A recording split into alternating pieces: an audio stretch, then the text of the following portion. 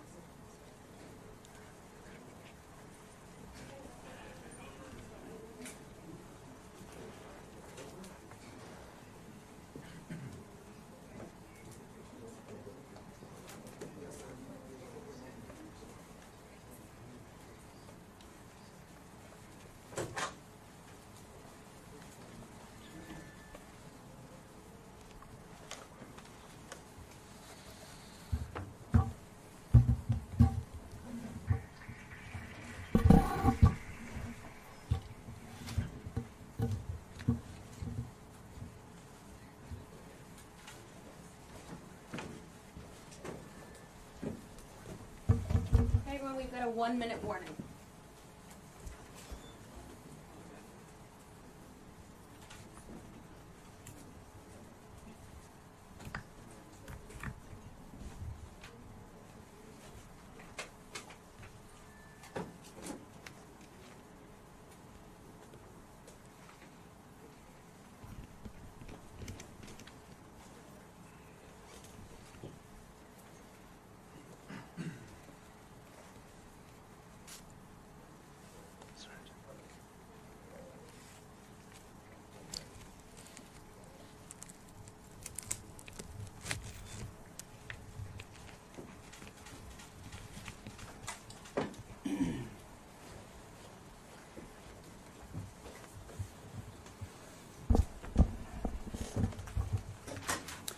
Well, good afternoon. I'm honored to stand right here today alongside one of America's finest, Admiral Brad Cooper, Commander of U.S. Central Command. We just had a chance to spend a couple of hours together, better part of 2 hours, going through the entirety of this operation, Operation Epic Fury. And Admiral, I want to thank you for everything you do and your incredible leadership, for your dynamic thinking, the way you're attacking this problem set on every level. In just days of Operation Epic Fury, you and your team have delivered nothing short of devastating, precise strikes, taking out the better part of Iran's Navy, making it combat ineffective, neutralizing missile sites and launchers, and establishing total dominance over the skies we fly over and seas we fly over. Our forces are executing with unmatched skill, and the mission is advancing decisively. This is the kind of no-nonsense, results-driven warfighting that America demands. And you're delivering it in spades. You are the man for this moment. Admiral Cooper, on behalf of the President, the Department of War, and every American watching, I want to thank you for the outstanding job you and CENTCOM are doing. Keep pressing the fight, and we are with you all the way. A few thoughts before I hand it over to the Admiral for an update. Iran is hoping that we cannot sustain this, which is a really bad miscalculation for the IRGC in Iran. You see, there's no shortage of American will here. We remember and honor our fallen, those 6 that we will soon welcome at Dover, who gave everything for their country in this mission. We remember them. But we remember them by rededicating ourselves even more fervently to this mission. Our commitment to our mission objectives only increases as our advantages continue to increase. We've got no shortage of munitions. Our stockpiles of defensive and offensive weapons allow us to sustain this campaign as long as we need to. Again, our munition status only increases as our advantage increases. Our capabilities, we have only just begun to fight, and fight decisively. Having a chance to hear from Admiral Cooper. If you think you've seen something, just wait. The amount of combat power that's still flowing, that's still coming, that will be able to project over Iran is a multiples of what it currently is right now when you add up our capabilities and those of the Israeli Defense Forces. And we have no shortage of authorities. The Admiral knows we have clear objectives with maximum authorities on the battlefield. The dumb, politically correct wars of the past were the opposite of what we're doing here. They had vague objectives with restrictive, minimalist rules of engagement. No more. Our authorities, his authorities, CENTCOM's authorities through the President and myself are maxed out. Our capabilities are overwhelming and gathering still, as are those of our Israeli partners. Our munitions are full up, and our will is ironclad, which means our timeline is ours and ours alone to control. As long as it takes to ensure the United States of America achieves these objectives, and as we flow more forces, and as we flow more capabilities, and as our munitions, as we're flying over the top, have even more devastating effects, we set the tempo, we set the timeline, led by the commander on the ground. Our ear is to the ground to listen to Admiral Cooper. What he needs and what he needs, he will get. We are built for this fight, and we are in it to win it. And we have the right commander in the lead. So I'll now hand it over to Admiral Brad Cooper to give you an update right here from from CENTCOM. Admiral. Mr. Secretary, first, thank you very much and good afternoon, and welcome to U.S. Central Command Headquarters, America's warfighting headquarters. It's great to be here alongside the Secretary and representing the more than 50,000 men and women in uniform currently executing Operation Epic Fury. So, Mr. Secretary, first, thank you very much for your leadership and support and the very clear vision and objectives that you've given us to allow us to use overwhelming force against the Iranian terrorist regime.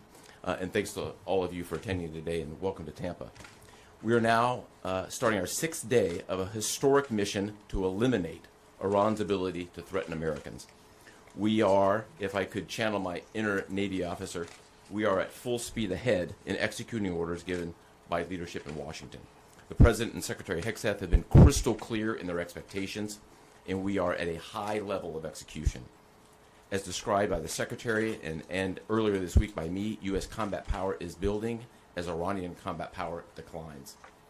Our air dominance allows us to hit Iran's center of gravity with overwhelming power and reach. A couple of examples. In just the last 72 hours, America's bomber force has struck nearly 200 targets deep inside of Iran, including around Tehran. And in just the last hour, U.S. B-2 bombers dropped dozens of 2,000-pound penetrator bombs targeting deeply buried ballistic missile launchers.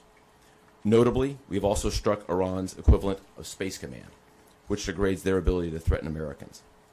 Then, if I just look back over the last 24 hours of the operation compared to where we were at start, ballistic missile attacks have decreased by 90% since day one. Drone attacks have decreased by 83% since day one. Having said this, we remain vigilant. Our strikes against the Iranian Navy have intensified. You may have heard the President say just a little while ago that we have sunk or destroyed 24 ships. That was true at the moment. We're now up over 30 ships. And in just the last few hours, we hit an Iranian drone carrier ship, roughly the size of a World War II aircraft carrier, and as we speak, it's on fire. The President gave us another task, to raise or level Iran's ballistic missile industrial base. So we're not just hitting what they have, we're destroying their ability to rebuild. And so as we transition to the next phase of this operation, we will systemically dismantle Iran's missile production capability for the future, and that's absolutely in progress. This is going to take some time, but our forces are well supplied, as the Secretary said, and we are absolutely ready to prosecute this mission decisively. Our combined joint forces have relentlessly destroyed Iran's air defenses over the past few days, and they've continued hunting for more systems to kill. Our air defenders are operating at the very top of their game. I couldn't be prouder, shoulder to shoulder with our partners in the region in many cases, providing the most integrated air defense network in Middle East history. We are fighting to win. Through combined U.S. and Israeli combat power, we will continue decimating Iran's ability to project power outside its borders. And if I can just conclude by saying a strong salute to the brave men and women who are out on the pointy edge of this, really doing exceptional work. I just couldn't be prouder, and I know the American people share in that same pride. So thank you very much. Absolutely. And with that, we'll take a few questions. Yeah, right here. Sir, appreciate it. Admiral, I wanted to ask, or Mr. Secretary, the Ukrainian president said today that the U.S. has asked for specific capabilities to deal with Shad drones, Iranian drones. And you guys talked about what you asked for, and has there been any surprises from Iranian capabilities that you guys have seen in the past 6 days?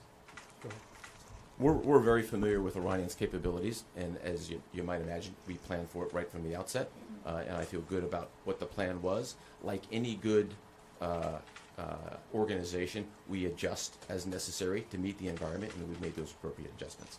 Absolutely. Right here. Thanks, Secretary Hegseth. I had two for both of you. One, was an American pilot shot down today in Iraq? And two, I've heard reports that there's enriched uranium stored in Isfahan. I've also heard reports that there's not a lot of bombing there. Is that on purpose? Do we believe there's enriched uranium there? And would we ever send special forces to secure it? As CENTCOM pointed out, that those reports of an F-15 being shot down are false. As you can imagine, Iran is doing everything it can to peddle in lies, deception, and inflation of numbers and reality, mostly to propagandize to their own people. Right? They've shut down the internet. They're hoping they can convince their own population that they're having success. One thing one of their leaders said recently is that 500 Americans have been killed, they claim.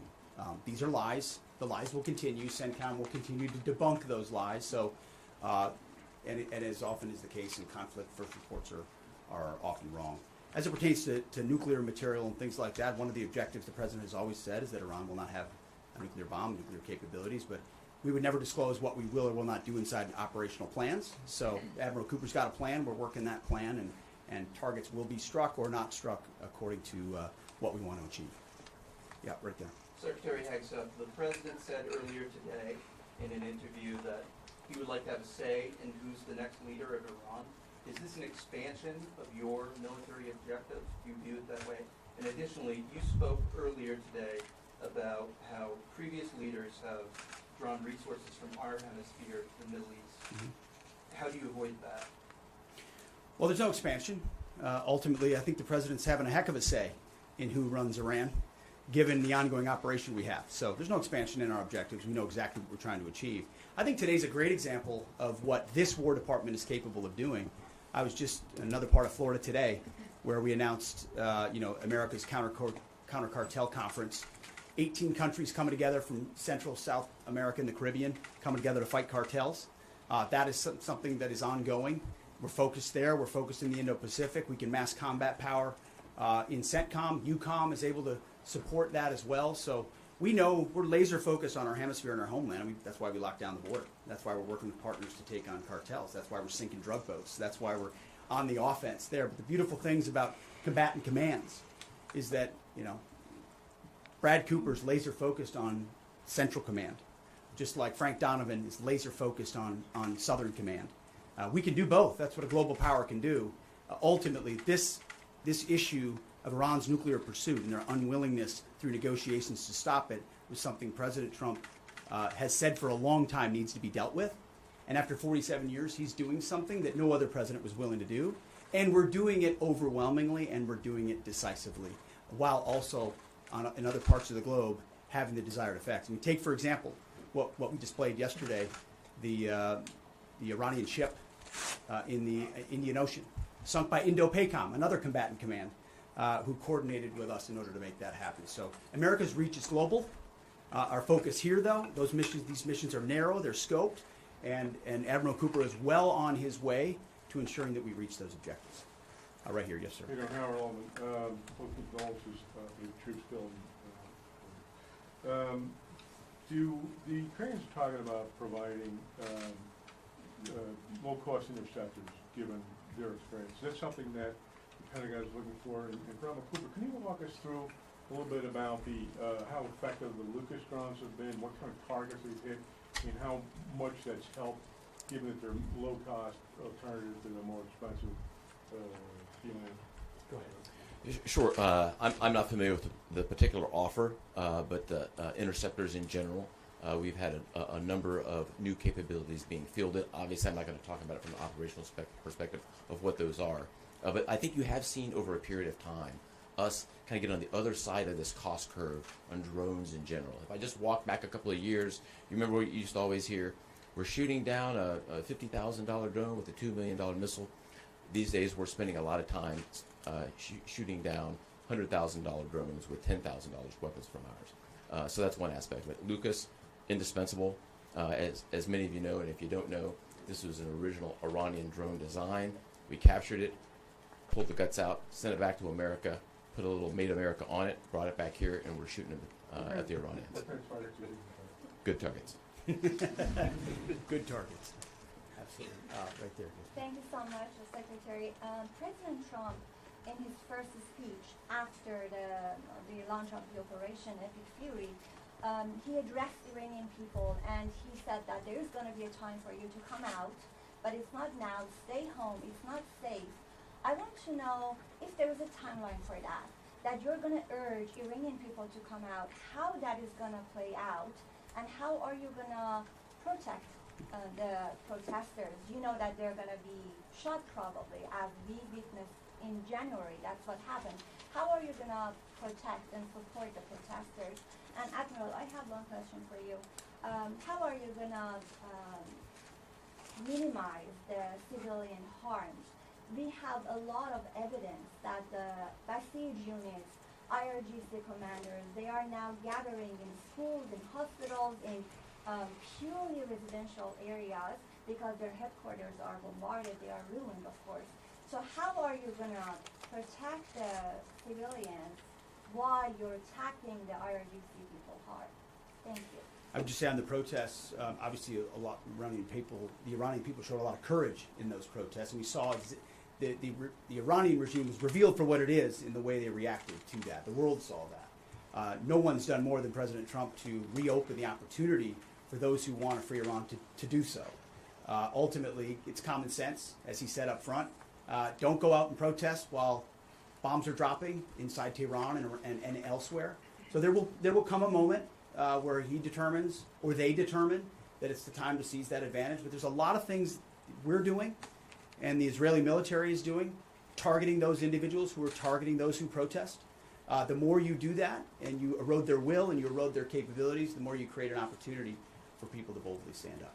Yeah, I would just reinforce the point. We're targeting the people, or we're targeting the headquarters and the people who are targeting the protesters, first and foremost. I'd also just double down on the president's comments that he previously made to the people: stay in your homes, keep things calm, stay out of the way. There's a lot of U.S. and Israeli capacity coming over. We're hitting a lot of targets. The best thing for them to do for right now is just to lay low. Right here. Secretary, one common outcome of American military action in the past has been taking in thousands of refugees into the American homeland, and I'm wondering if there's any safeguards put in place to make sure that the American people aren't having to have another wave of refugees from the Middle East or anywhere else come and stay here. I think it's safe to say there's no plan for a wave of new Middle Eastern refugees to the United States of America. I think, as the president has pointed out for a long time, there are a lot of countries in the region who would be capable of providing that kind of support if need be, but that's certainly not something we're planning on. Yeah, back there. Yeah. Yes, sir. Michael in Washington Times. I wanted to ask, I know, Semper Gumby is always a truism in the military. Did the British decision to refuse Diego Garcia have any impact on the mission itself? Did you have to adjust, or were you able to just completely, go with the mission without even worrying about that? Well, as the president stated, it was unfortunate that that the Brits didn't, from day one, say, "Hey, go ahead and have access." But we got there. We got there, and that's now part of the way that we're operationalizing bomber runs. And as part of when we say more to come, it's more fighter squadrons, it's more capabilities, it's more defensive capabilities, and it's more bomber pulses more frequently. The amount of firepower over Iran and over Tehran is about to surge dramatically. And part of it is that we're going to have even more basing. And it's not just the UK. We've had other friends step up, and we're grateful for that. Maybe one more right here. Yeah, the Azeri president earlier today basically authorized his Minister of Defense to begin preparing troops for some type of retaliatory action after the airport strike. Has the Department of War and CENTCOM been working on deconflicting with the Azeri if they were to move in or attempt something in retaliation? I'm sure there are plans, and I'll let the Admiral speak to that. But that does allow me to kind of address this idea that the war might be expanding, or there's chaos, and nothing could be further from the truth. If anything, what Iran is doing by targeting allied countries that would otherwise want to stay out of this, they've actually pulled them into the American orbit. So now you've got UAE and Qatar and Bahrain and Saudi and Kuwait and others saying, "Hey, we're with you. We'll shoot with you. We'll fly with you. We'll defend with you. We'll allow you more basing and other a lot of which we can't talk about and won't talk about. But it's actually firming up the unity of the resistance in order to focus exactly where we need to. So this idea that it's expanding or going, no, it's actually simplifying in a number of ways exactly what we need to achieve and how we'll achieve it. I don't know if you I won't get ahead of policy in terms of what we might do. What I will point out is this is now the 12th country that Iran has attacked. 12 countries, and it goes right back to the Secretary's point. Those 12 countries are none too happy, and I look forward to working with all the partners who are willing to join us in this. And I would just close by saying, Mr. Secretary, one more question. What is your message to Americans who are concerned about security here at home with the change-up that we're going to see at the Department of Homeland Security? well, I think Christy Nome did an excellent job over there securing our border and keeping us focused on threats. And the President making a change. We all serve at the pleasure of the President. I'm sure Mark Wayne Mullen will do a fantastic job. He's been a friend of mine for a long time. But Christy did a great job setting us up for success. So I don't have any concerns about whether or not the homeland will be covered down on. And I'll just end by saying I wish every American could get a chance to see what we see. I had a chance to go into the control room, into the Tactical Operations Center, go see these young men and women that are doing this, the dedication that they show at every level, the way they've refined their craft. Now, I'm talking to a young colonel who's iterating on how we target and how we find and fix different aspects of what the Iranians are trying to do. If they don't know what they're up against.